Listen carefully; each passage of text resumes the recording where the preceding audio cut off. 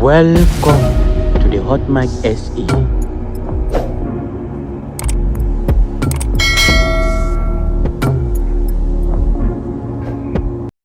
Tensions within the African National Congress and its alliance partner, the South African Communist Party, have reached a boiling point following criticisms over the ANC's recent electoral performance.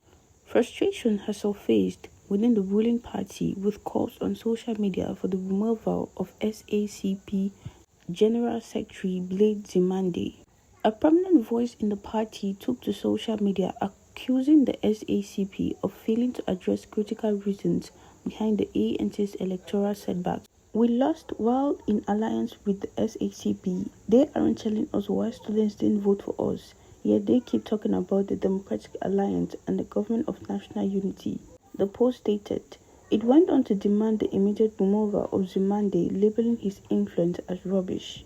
The dissatisfaction reflects a broader frustration within the ANC, which has seen declining support in recent elections, particularly among the youth and urban voters.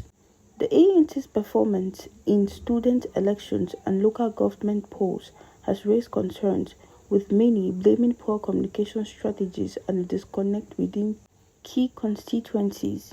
The SACP, historically a close ally of the ANC, has been accused of failing to pull its weight in addressing these issues. Critics argue that Nzimande, who has served as Minister of Higher Education for several years, has not effectively engaged with the youth or inadequately explained the ANC's recent losses. This public call for Nzimande's removal underscores the growing rift within the alliance. The mounting pressure may force the ANC to re-evaluate its relationship with the SACP as internal divisions threaten to weaken its electoral prospects. Thank you all for watching, and please don't forget to kindly drop your comment, drop a like, and please don't forget to subscribe and turn on the notification bell for more updates. Thank you.